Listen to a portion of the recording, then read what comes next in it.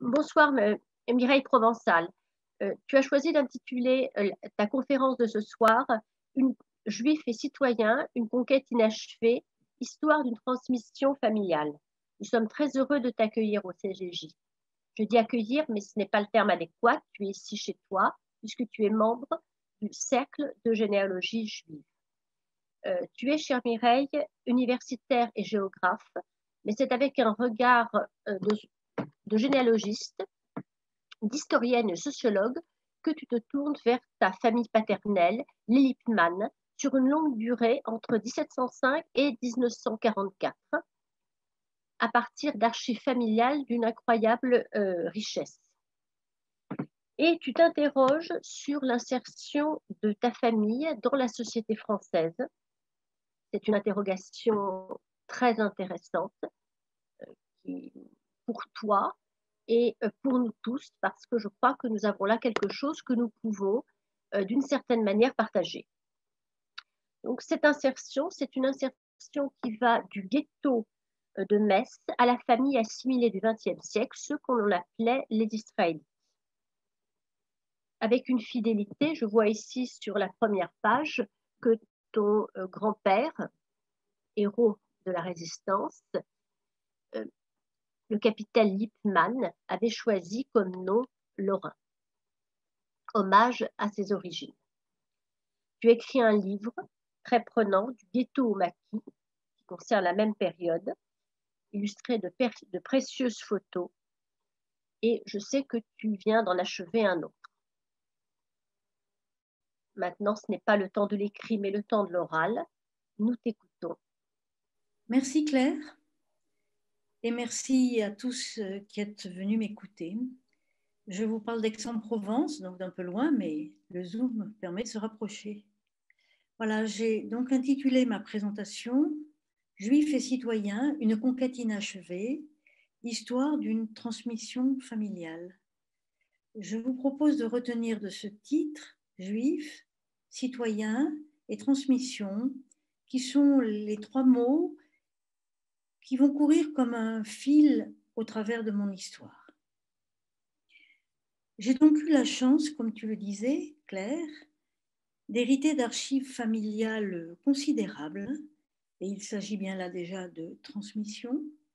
Ces archives me permettent de raconter l'histoire de ma famille, ce qui relève de ce qu'il est convenu d'appeler aujourd'hui la micro-histoire, qui n'est pas forcément la grande histoire, qui pose peut-être des questions de représentativité par rapport à l'histoire générale. Peut-être pourrons-nous en débattre à la fin de ma présentation. Moi, je pense que la micro-histoire, c'est intéressant parce que ça donne de la chair à la grande histoire. Et ici, cette chair, ce sont mes ancêtres. Donc, depuis Isaïe, qui est à gauche, en perruque, jusqu'à mon grand-père, qui est tout à fait à droite. J'aurai l'occasion de vous parler de ces différents personnages au cours de cette présentation. Pour me présenter un petit peu mieux, je suis donc la descendante, ou un petit peu plus, je suis la descendante d'une famille juive par mon père, famille issue du ghetto de Metz, optante en 1871. C'est une famille aisée, de notables, une famille informée, sensible au changement du siècle, ambitieuse de faire sa place et d'être reconnue parmi les citoyens français. Claire l'a bien dit, c'est une famille de ce qu'on appelle les Israélites. Alors, ma présentation, elle va s'ancrer sur une problématique que je peux formuler en 2 ou 3 phrases. D'abord, je me suis demandé comment mes ancêtres ont fait leur place dans la société française. Vous verrez qu'ils ont chacun leur façon. Et en retour, quelle place la société française leur a accordée. Ma deuxième question, c'est y a-t-il continuité, y a-t-il rupture des Lumières du XVIIIe siècle, auxquelles vous verrez que mon lointain ancêtre n'est pas étranger, jusqu'à la Résistance où s'est engagé mon grand-père. Et enfin, ma troisième question, elle est la suivante. Est-ce que la recherche de citoyenneté à laquelle mes ascendants ont tellement travaillé est-ce que cette recherche a fini par transformer, voire effacer la judéité initiale? Ce sujet m'intéressait d'autant plus que ma famille, depuis l'affaire Dreyfus, est une famille qui s'est engagée à gauche, qui a revendiqué sa citoyenneté française, tout en affirmant pour certains, mais vous verrez l'ambivalence à ce sujet, donc tout en affirmant pour certains leur athéisme et leur distance avec la judéité. On en discutera. Pour finir avec cette introduction, je voulais simplement rappeler une phrase que le journal Le Monde a écrite dans un long article consacré à Simone Weil, où il dit que Simone Weil compose la rencontre réussie de ses traditions juives et de l'esprit des Lumières. Eh bien, cette phrase me va tout à fait. Je l'adopte volontiers pour commencer cette présentation. Je vais commencer par dire un mot bref sur les archives dont j'ai disposé. Ce sont des archives officielles, comme par exemple l'acte notarié qui est à gauche et qui rend compte du décès d'une de mes lointaines aïeules au début du XIXe siècle, des lettres plus, on va dire, plus intimes, sans être pour autant de la famille, comme par exemple cette lettre que le duc d'Aumale a écrite à une autre de mes aïeules. J'ai aussi beaucoup de photos, de très nombreux, des centaines de photos qui remontent du XIXe siècle jusqu'à la guerre et au-delà. Et puis, j'ai surtout 500 lettres qui ont été échangées entre mes grands-parents, entre la Première et la Deuxième Guerre mondiale. Et de tout ça, je vais essayer de faire mon beurre. Alors,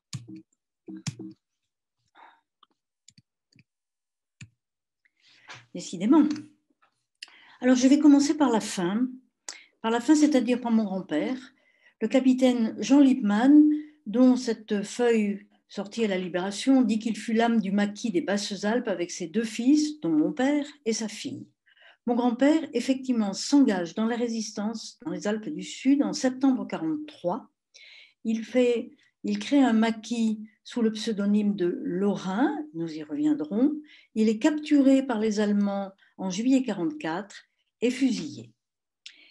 Et donc, j'ai pu récupérer un document important, un peu par hasard, qui est le compte-rendu du comité départemental de la libération des Alpes-Maritimes du 14 septembre 1944, dans lequel mon oncle Jacques s'est présenté comme président du groupe des résistants juifs. Et il a dit, nous représentons les forces de la résistance parmi les juifs et nous tenons à être reconnus comme tels. Il était soutenu par un autre avocat qui insistait sur le fait qu'il y avait des éléments représentants de la résistance juive. Mon questionnement était donc, quel est le rôle de la judéité dans l'engagement familial? Restait-il quand même un peu de judéité? Et est-ce que cette judéité a joué dans le choix qui a été fait de résister? Donc c'est le mot résister cette fois-ci que j'introduis, qu'on retrouvera de temps en temps. Donc à partir de là, j'ai écrit un livre qui s'intitule Du ghetto au maquis, qui m'a permis de travailler la question du lien qui reliait Jean Lippmann à sa famille et à ses ancêtres juifs, du ghetto au maquis, cette conquête de la citoyenneté. Je vais donc maintenant remonter le temps et le traverser en 4 périodes distinctes. La première période, c'est la Lorraine d'avant 1789. Mon ancêtre Isaïe Ullmann fait partie d'une minorité opprimée et ostracisée. Il vit dans le ghetto de Metz où il est médecin et à ce titre, dit-on dans le mythe familial, il aurait peut-être sauvé Louis XV en 1744, mythe quand même que Pierre-André Meyer m'a aidé à contribuer à m'aider à détruire en partie. C'est sans doute plus compliqué que ça, même si c'est une belle histoire. Je vous rapporte à mon livre si vous voulez en savoir plus. Mais ce qui m'intéresse moi, c'est que Isaïe, eh bien, il présage en quelque sorte déjà de l'apparition des Lumières. C'est pour ça que j'ai écrit un juif éclairé, entre guillemets. C'est un médecin, il a été formé en Allemagne, à l'université de Gießen, par un maître qui est un Italien collectionneur et érudit. Et quand on sait ce que veut dire collectionneur au XVIIIe siècle, on pressent déjà l'importance de la recherche scientifique de l'époque et de l'attrait pour le rationalisme des Lumières. Mais ce qui était surtout significatif, c'est que dans l'inventaire après décès de mon ancêtre, dans sa bibliothèque, on a trouvé bien sûr des livres pieux, il y en a 120 livres hébraïques, mais il y a surtout, peut-être surtout, une Bible, d'une part, en latin et en français, ce qui n'est pas si fréquent à l'époque, et aussi le dictionnaire de Trévoux qui vient à peine d'être édité à Nancy en 1743, qui est connu pour être un ouvrage de référence pour la diffusion et la connaissance de la culture française dans l'Europe des Lumières. Donc il y a là, je dirais, une petite graine quand même d'éclairage dont je ne sais pas si elle va donner une vraie plante par la suite, mais qui manifeste la présence déjà d'un intérêt pour les Lumières, pour le rationalisme scientifique. D'ailleurs, la petite fille d'Isaac va épouser Isaïe Berbing, que vous connaissez peut-être, qui a été le porte-parole des Juifs messins par le mémoire qu'il a fait porter à l'Assemblée nationale en 1789, qui était un ami de l'abbé Grégoire, un ami aussi de Moïse Mendelssohn, le fondateur de la Haskalah, dont il a traduit le Phédon. Voilà, une famille donc qui, dès avant la Révolution, manifeste son aspiration à, je vais dire, aux Lumières, c'est-à-dire d'une façon déjà à une certaine égalité citoyenne, un humanisme qui ne se démentira pas, vous allez voir, au fur et à mesure que l'histoire s'écoule. Alors, une très rapide présentation de ma généalogie, parce que je parle quand même à des généalogistes. Isaïe, que vous voyez en haut de cette image, a entre autres une fille qui s'appelle Jutelet, qui épouse un Raphaël Isaac Lippmann. Il y a là une généalogie, je passe, je n'ai pas le temps, mais c'est mon nom qui apparaît. Le couple a 3 fils, entre autres, Mayer, Lippmann et Ulrich.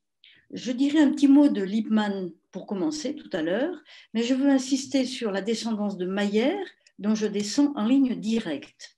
En effet, Mayer a 2 garçons, entre autres, Raphaël et Léon. Raphaël va avoir 3 garçons, Jules, Hippolyte et Édouard. J'ai cerné de rouge ceux dont je vais parler dans ma présentation.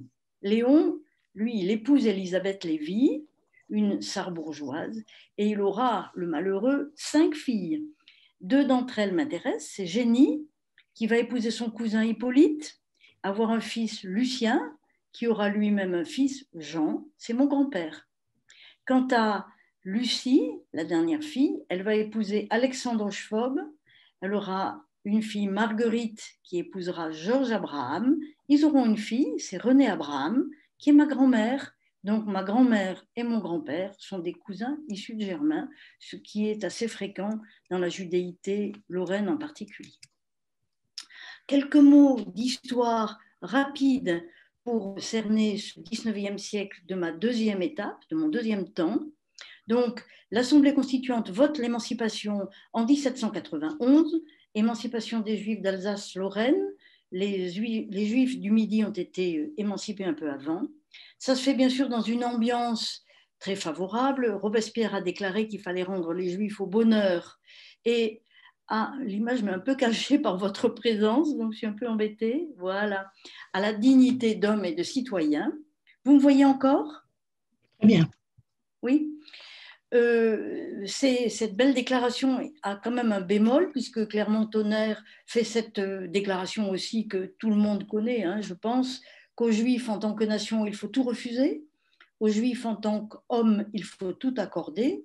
Donc il faut que les Juifs soient individuellement citoyens, et c'est cet individuellement qui va être parfois un petit peu compliqué. L'intégration, l'insertion des Juifs dans la nation française va se poursuivre sous Bonaparte, Napoléon plutôt, avec la création de la hiérarchie des consistoires qui va encadrer le culte.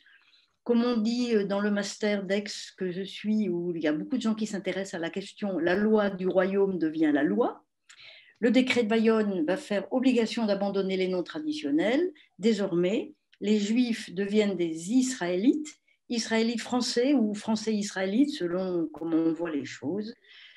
Cette évolution est complétée en 1831 par la promulgation de l'égalité des cultes et finalisée, je vais dire, en 1905 avec la loi sur la laïcité. Alors, j'essaye d'avancer et je ne le peux pas. Qu'est-ce qui se passe? Oh, c'est pas possible. Si, voilà. Alors il y a un dilemme qui va se poser rapidement à la communauté juive et aux citoyens juifs. Comment concilier tradition, communauté, citoyenneté, puisque la communauté, c'est la communauté et la citoyenneté doit être individuelle. Autrement dit, comment rester juif dans la République? Cette question de l'intégration, elle va faire l'objet d'un débat qui va traverser tout le 19e siècle entre les rabbins traditionalistes et les rabbins libéraux. Alex, on travaille beaucoup sur la question, mais j'ai bien sûr pas du tout le temps d'entrer dans le vif du sujet. Donc moi, je vais m'intéresser à ma famille. Comment fait-elle pour mériter cette citoyenneté tant désirée et dont les médailles en sont parfois une sorte de certificat bien solide? Eh bien, il y a 3 façons de le faire. On peut rendre des services au pouvoir, on peut démontrer son patriotisme et on peut chercher une reconnaissance sociale et politique. Tout ça dans le maintien d'une judéité vivante jusqu'à la fin du siècle pratiquement. Donc, quelques personnages pour l'illustrer. Le premier d'entre eux, c'est Lippmann Lippmann, dont je vous ai parlé tout à l'heure, qui est le petit-fils du célèbre Isaïe, médecin de Metz. Lippmann, c'est un personnage important. Hein. D'abord, c'est le président du consistoire israélite de Nancy, donc il a sa place dans la communauté israélite. Mais c'est aussi un élu, puisqu'il est conseiller municipal de Nancy, membre du Conseil général de la Meurthe et propriétaire. C'est important. Il obtient la Légion d'honneur, chevalier de la Légion d'honneur, en 1833, comme on atteste le document qui est à droite de l'image. Je me suis demandé pour quel mérite, pour quel service rendu. Eh bien, il y a le texte qui va avec, qui est ici, que vous ne pouvez pas lire, c'est trop petit. Il a été rédigé par Lippmann et par son fils. Vous voyez, il est signé Lippmann en bas. Et il y a toutes les signatures ici, municipales, préfectorales, ministérielles. Donc, mon ancêtre argue, d'une part, qu'il a par ses soins et au moyen d'énormes dépenses retiré la cristallerie de Baccarat de l'anéantissement dans lequel elle était tombée, et que d'autre part, en 1815, plutôt 1814 d'ailleurs, il a préservé la commune de Baccarat de l'incendie dont elle était menacée au moyen d'importants sacrifices personnels. C'est vrai qu'en 1815, les armées alliées entrent en France par l'Alsace et la Lorraine. Ils y rentrent très brutalement. Ils ont des francs-tireurs dans le dos, donc déjà, on va dire des résistants d'une certaine façon, et qu'il y a danger de mettre le feu à aux communes qui résistent. Que mon ancêtre ait joué un petit rôle là-dedans, c'est possible. Le récit qu'il en fait est très glorieux, mais il est possible qu'il ait eu envie de défendre sa cristallerie d'abord, et du même coup peut-être la ville qui est à côté. Mais pour le reste, ces affirmations sont contestables, très exagérées, voire carrément mensongères pour la cristallerie. Alors, qu'est-ce qui s'est passé? Il est évident que les autorités avaient la possibilité de vérifier ces écrits. Ils ont quand même attribué cette médaille et je me suis dit que sans doute il y avait là un échange de services rendus. En 1933, souvenez-vous, l'année précédente, en 1932 donc, Paris s'est soulevé. C'est l'enterrement du général Lamarque. C'est une révolution populaire que Hugo a décrite dans Les Misérables. Vous connaissez Gavroche. Le pouvoir est fragilisé, il est menacé. En 1933, c'est le procès de Fieschi qui a essayé d'attenter à la vie du monarque. Et donc, on a tout lieu de penser que la monarchie cherche des appuis et que l'appui d'un président d'un consistoire et d'un élu, même s'il est juif, ça peut servir. Donc, moi, je dis donnant, donnant, gagnant, gagnant. Mon ancêtre a rendu des services et il a mérité sa croix. Le patriotisme, c'est aussi une manière de mériter sa citoyenneté. Et là, il y a quelqu'un qui est moins indubitable, moins dubitable d'ailleurs plutôt, c'est Gustave Jacob. Gustave Jacob, c'est le grand-père de mon grand-père. Lui, c'est un Parisien, c'est une branche qui n'est pas lorraine, c'est quand même ma famille. Alors, c'est un être intéressant. Il s'engage dans la garde nationale en juin 1948, j'ai son livret. Il la quittera en décembre 1948 avec les félicitations de sa hiérarchie. S'engager en juin 1948 alors que la révolte gronde chez les ouvriers qui ont vu la destruction des ateliers nationaux, on peut se demander s'il a encore, il ne se situe pas du côté du manche. Je n'ai pas les moyens d'en savoir plus, c'est une hypothèse. Ensuite, eh bien, il va s'engager dans la guerre de Crimée en 1954. Il y gagnera encore les médailles qu'on aime tant dans la famille et il y perdra une jambe, comme le montre d'ailleurs cette photo de la presse nécrologique après sa mort. Mais surtout, Gustave Jacob va enrôler un bataillon de jeunes bénévoles combattants qu'il va former au maniement des armes et qui, sur le front de Hasbrouck, dans le nord, vont retarder l'avancée des Prussiens pendant quelques jours ou quelques semaines. Ça lui vaudra bien sûr une Légion d'honneur que lui attribuera le général Federbe en personne, lui donne sa propre médaille. Et donc, voilà encore une manière honnête, on va dire, de devenir un vrai citoyen français, bien que Gustave soit encore un juif pratiquant, ça je le sais par ses lettres, un franc-maçon, un républicain tardif, en tout cas ce qui est sûr, c'est que c'est un baroudeur.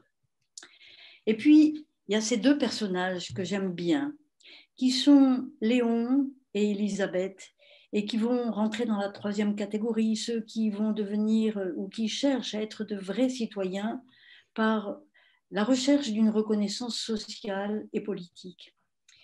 Ils vivent à Sarrebourg, puisque Élisabeth est une sarrebourgeoise, Léon est allé vivre avec elle. Je sais beaucoup de choses sur eux, entre autres, grâce à ce que m'a raconté Pierre Freund, qui est un sarrebourgeois généreux et qui m'a donné une grande documentation à leur sujet. Alors, Léon, c'est un bijoutier, puis c'est un banquier. C'est aussi le premier adjoint juif du maire de Sarrebourg, donc la reconnaissance politique, il la gagne parce qu'il se présente et il est élu. C'est aussi un homme d'entre-gens, je vais dire. Il fréquente les notabilités religieuses, catholiques et protestantes, les autorités politiques, la préfecture, la mairie, bien sûr, les autorités économiques, les industriels et financiers. Il les invite à l'inauguration de la synagogue, dont on va parler dans une minute. Il les invite surtout au mariage de ses 5 filles, et certains d'entre eux, de ces notables, seront même les témoins de ces mariages. C'est dire déjà la fusion qui se met en place entre un notable juif, on va dire, et des notables non juifs, cette création d'une société mixte, mélangée, sans racisme encore, qui est la marque de ce milieu du 19e siècle. Sa récompense, dont il est très fier, c'est qu'il sera invité à l'inauguration de la première ligne de chemin de fer entre Nancy et Sarrebourg. Ce sont des honnêtes gens, ce sont des gens aisés, comme en témoignent ces deux beaux tableaux à l'huile et les magnifiques costumes qu'ils portent. Et quelques mots de plus quand même sur leur réalisation. Vous avez à gauche l'acte notarié signé de Hertz, notaire à Sarrebourg, sur l'attribution des places dans la synagogue de Sarrebourg. Cette synagogue, mon ancêtre a bataillé pour la construire. Il a fait acheter le terrain, il a œuvré très largement financièrement à sa construction et il y obtient bien sûr la 3e place. Il sera le Parnès, le président de la communauté israélite. À droite, vous avez le livre de contes d'Élisabeth qui a donné lieu à une publication de généalogie il y a quelques années. Ce livre est remarquable parce que Élisabeth le tient pendant 22 ans, au jour le jour. Elle tient les comptes de toutes ses dépenses. Et on peut voir ainsi que la vie quotidienne de ce couple, c'est une vie de juifs pratiquants. Ils suivent bien sûr les grandes fêtes.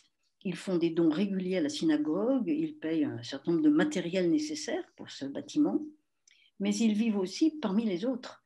C'est-à-dire que les artisans, les commerçants, bon, à l'exception du boucher cachère, la cacheroute est quand même observée, ce sont des gentils.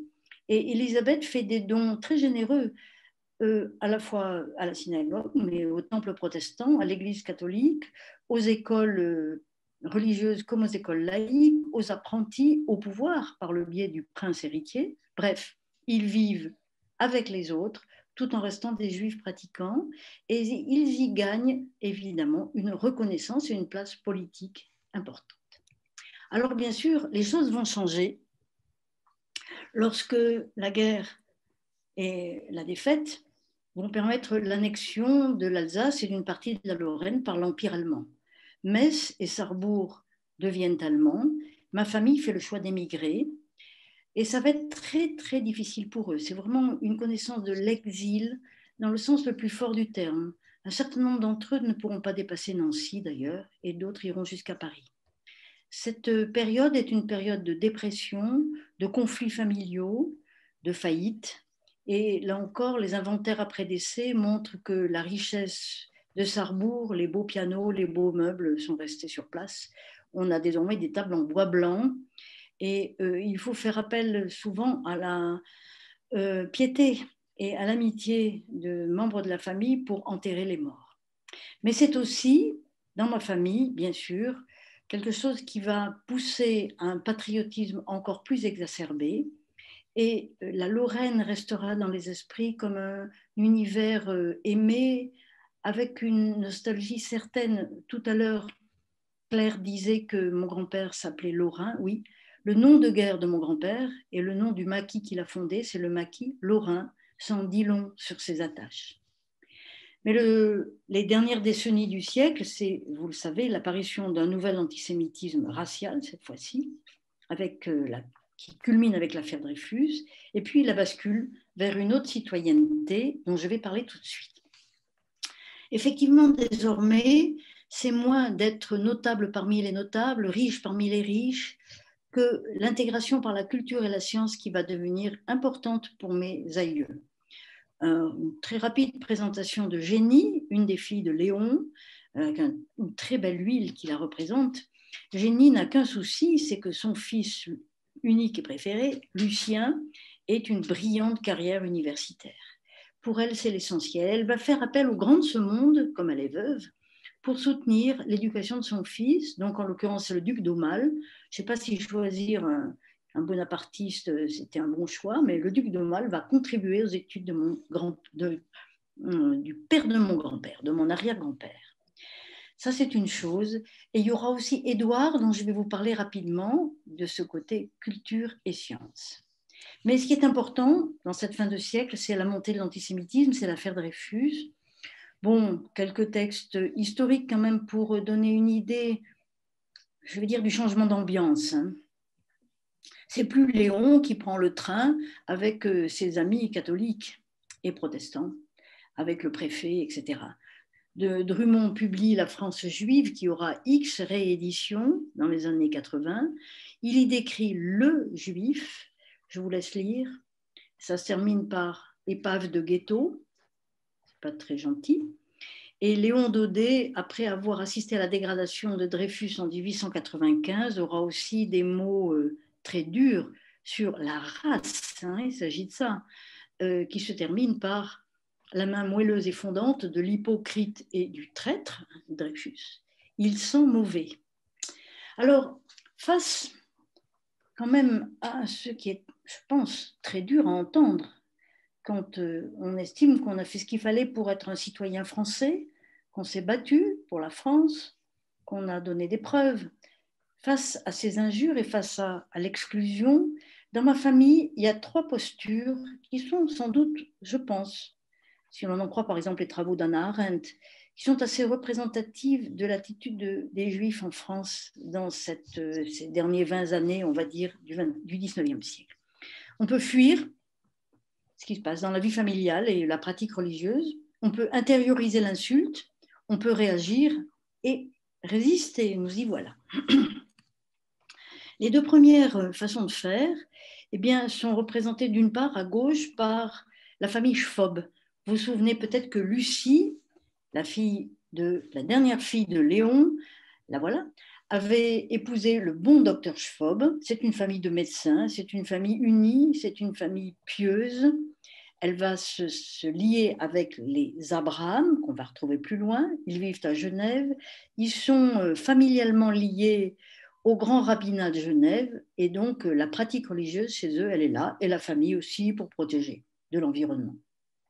La deuxième réaction, c'est intérioriser l'insulte. Alors, cette question de la haine de soi ou de la honte de soi, elle a été théorisée, en particulier par des Allemands, au XXe siècle.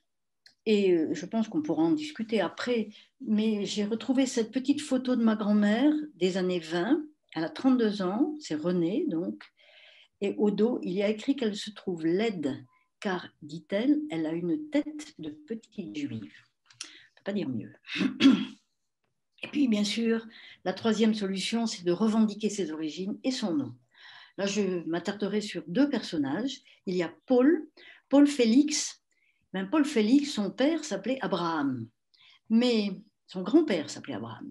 Mais à la naissance de son père, l'officier d'état civil s'est mélangé les pédales.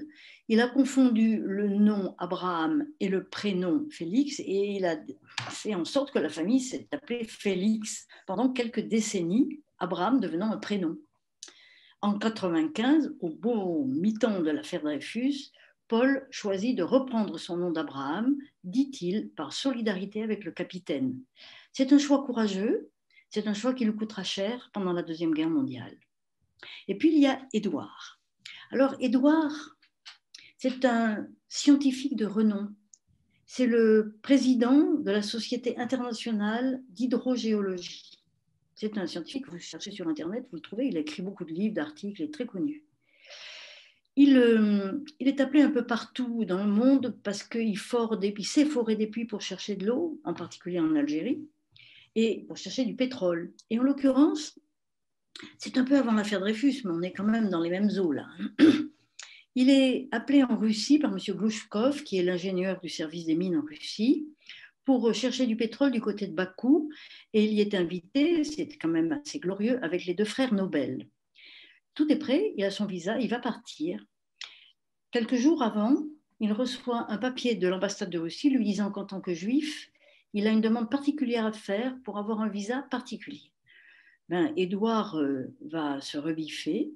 Il écrit une lettre à Glouchkov dont j'ai mis en rouge, les termes les plus importants. Il refuse et il refusera, il ne partira pas en Russie. Il ne veut pas se plier à une humiliation quelconque, dit-il. Il ne veut pas paraître disposé à subir celle qui frappe ses coreligionnaires français. Il est donc bien au courant de la vague antisémite qui est en train de submerger la France.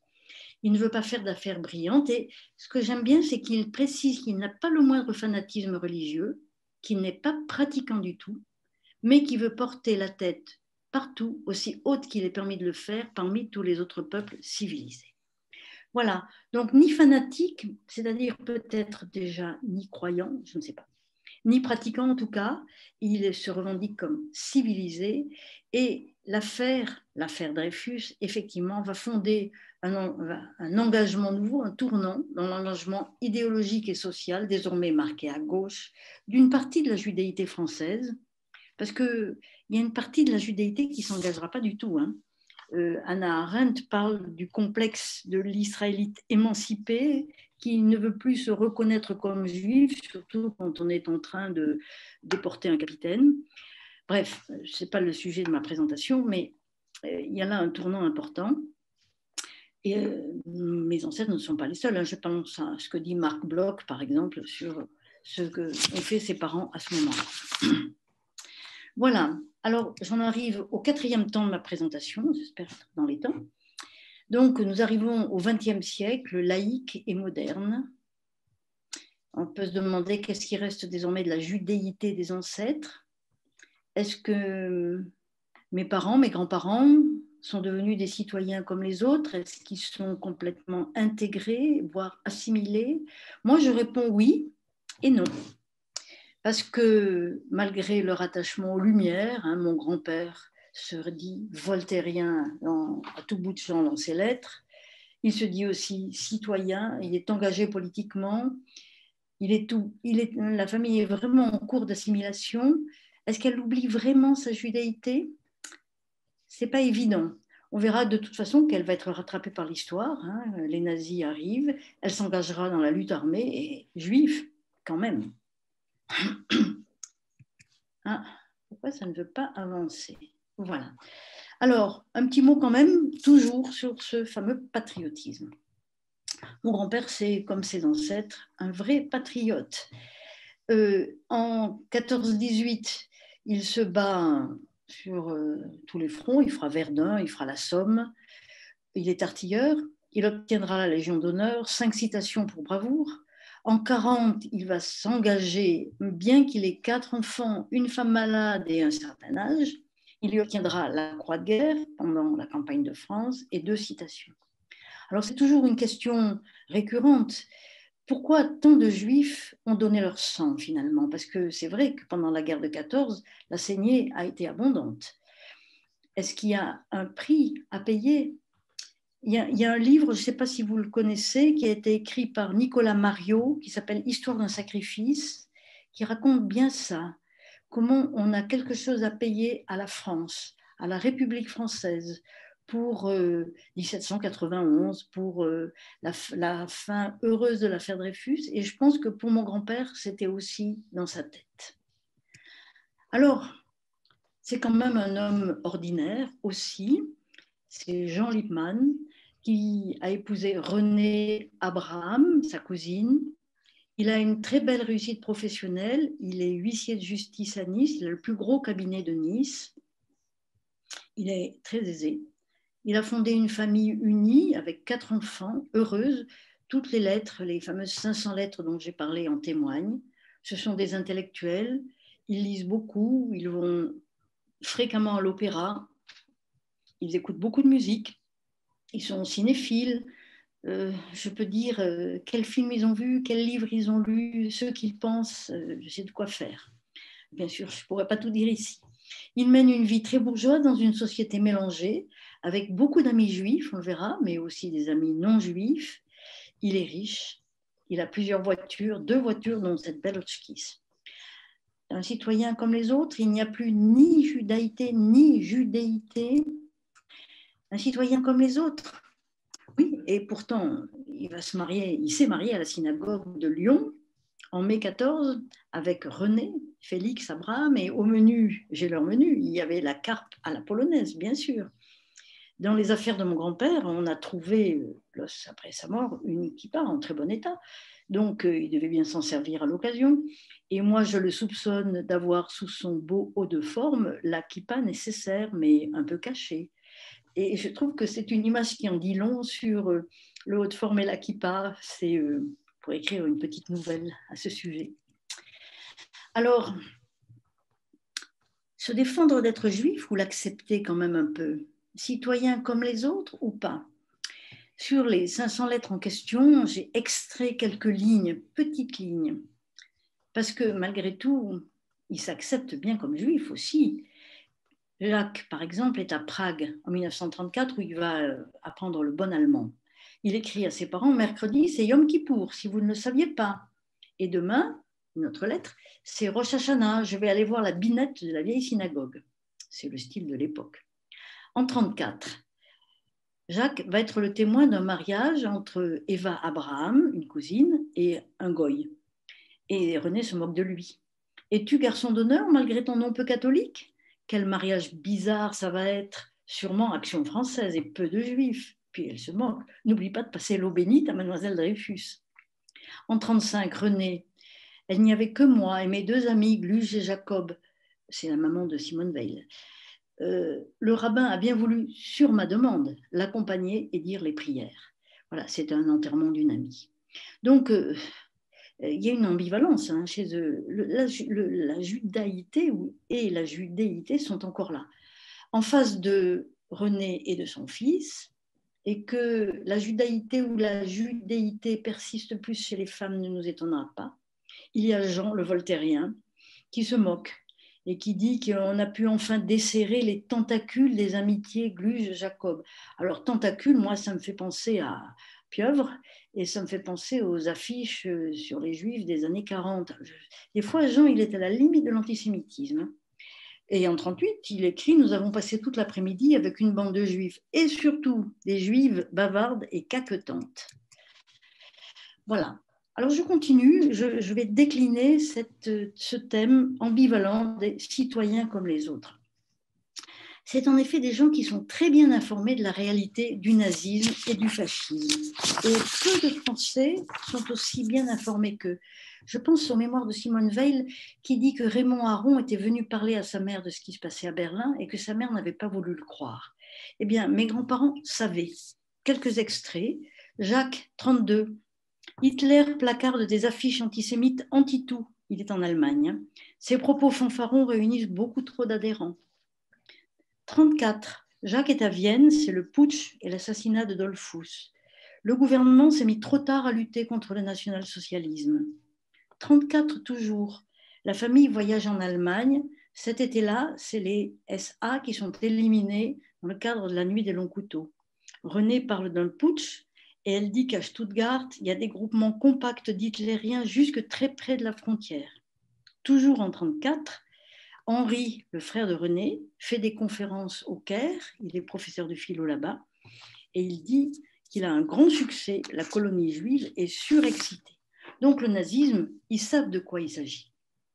En 38, un petit extrait d'une lettre de Jean, il est invité, parmi les convives, un professeur de médecine de Turin, israélite, obligé de partir, c'est abominable.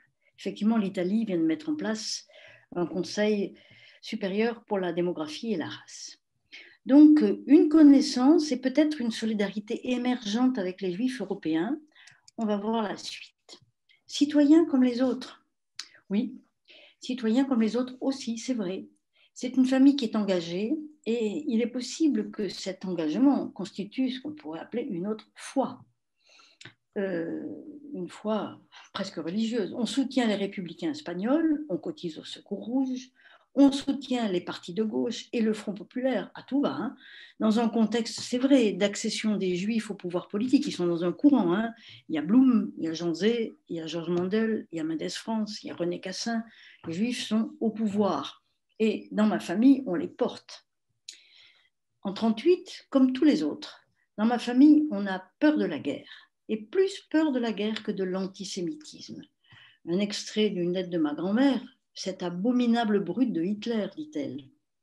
C'est une brute, c'est un fou, aucune lettre ne le taxe d'antisémitisme. Dans ma famille, donc, on ne pense pas vraiment en juif, on pense d'abord en citoyen politiquement engagé, et bien sûr, tout le monde est anti-munichois, donc il faut résister à Hitler. Citoyen comme les autres, oui et non. Ce qui caractérise ma famille, alors là, c'est incroyable. C'est un intérêt passionné pour la germanité. On écoute la musique allemande, en particulier Wagner, on va à Bayreuth, on ne rate aucun opéra à Nice, on voyage uniquement dans les pays germanophones, Allemagne, Autriche, Tchécoslovaquie, Bosnie, Serbie, j'en passais des meilleurs. Ces photos montrent d'ailleurs mon grand-père avec un montreur d'ours en Autriche. On aime bien les indigènes. Et mon grand-père s'est commandé un costume tyrolien intégral, le chapeau avec le plumet en... Le nom de l'animal me manque, mais peu importe. La culotte de peau, en blaireau, en culotte de peau, les chaussettes blanches. C'est un peu le costume nazi, hein, mais bon, la germanité a deux faces. Et puis, ce qui est frappant, c'est la persistance de la langue allemande. Tous les enfants parlent allemand, mon grand-père parle couramment l'allemand, et toutes leurs lettres, les petits discours, la table, la vie quotidienne, est traversée par des petits mots d'allemand qui surgissent comme ça. Moi, je dis, c'est le chibolette. C'est le chibolette de l'origine de cette Lorraine germanophone. Enfin, c'est mon hypothèse. Citoyens comme les autres. Et pourtant, dans la famille, on est toujours et partout à la recherche d'une sorte de marginalité, d'une bohème, d'une différence avec les autres. Ce sont des drôles de bobos, parce que mon grand-père a beau être riche, a beau fréquenter le préfet, le maire, hein, dans ses lettres, il le raconte. C'est quand même un homme qui aime être d'abord sur la marge. J'aime beaucoup cette photo où il montre la liberté, être libre, la route libre. Voilà la tente dans laquelle toute la famille s'entasse pour camper dans toute l'Europe centrale et orientale, dans un confort modeste. On aime se baigner dans l'eau glacée, des torrents, ici c'est le Verdon. On aime la montagne, être loin du monde, fuir la société des bourgeois. Ma grand-mère comme mon grand-père le redisent et le disent dans tous leurs courriers. Et c'est vrai que cette passion pour la montagne et la vie sauvage leur offrira le refuge qui va les sauver, dans le maquis. Les citoyens comme les autres. Et pourtant, les amitiés juives sont essentielles pour eux. Il y a les Blum, les Gluge, les Lévy, les Valls. Alors, cette photo est tragique parce que c'est une photo du début des années 30. En blanc, c'est les enfants de la famille, les 4 petits. En gris, c'est les petites Valls. Les 3 petites filles disparaîtront à Auschwitz. Les 4 enfants Lippmann survivront parce qu'ils ont fait le choix de résister. Je ne dis pas que c'était mieux, mais Auschwitz, c'est pas loin, sauf que eux, ils vont faire le pas de côté qui va permettre de l'éviter. Les autres photos, c'est la présence et la très grande amitié, c'est leurs meilleurs amis de la famille Jacob. Vous avez la Yvonne née Steinmetz, hein, qui a épousé André Jacob avec ma grand-mère à la montagne. André et ma tante Eva, qui sont sur les fondations du chalet familial qu'André va faire construire comme architecte, chalet que nous habitons toujours. Une lettre de Simone Veil à mon père, mon cher Claude. Ta lettre m'a fait très plaisir, vous faites partie de tout ce qui compte dans ma vie, je pense souvent à Nice, etc. Il y a là quelque chose que, même si ils font semblant parfois de n'être plus juifs, quelque chose qui est rémanent, qui est quand même la présence de cette, j'ose pas dire communauté, de cette amitié, on va dire. Citoyens comme les autres, on avance. Oui et non. Vous savez que Nice est restée protégée par la présence italienne jusqu'en 1943. C'est une sorte d'oasis. Et j'aime bien ces 2 photos, 41 et 42, sur lesquelles, prises au lycée Calmette, sur lesquelles il y a à gauche, avec ses petites nattes, Simone Jacob, qui deviendra Veil, et Eva Lippmann, ma tante. Des jeunes filles juives, des jeunes filles amies, des jeunes filles encore tranquilles qui peuvent penser qu'elles sont des citoyennes comme les autres, comme mon père qui en 1941 s'amuse à l'université de Lyon avec ses amis à se moquer d'Hitler et de Mussolini. Citoyens comme les autres, ben non, justement. C'est la fin des illusions, j'arrive presque au bout de mon histoire. En 1941, avec le 2e statut des Juifs, mon père est éjecté et exclu de l'université de Lyon où il faisait ses études de médecine.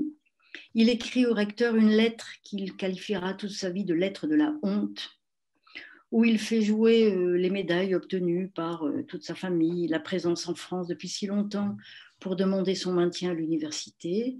Bien sûr, le recteur ne le lui accordera pas. Il est rattrapé par la réalité et, qu'il le veuille ou non, juif quand même. Alors je saute, je passe en 1945. Je retrouve Jacques Lippmann, qu'on a vu au début, mon oncle, qui fait le récit de ce qui s'est passé, du choix qui a été fait.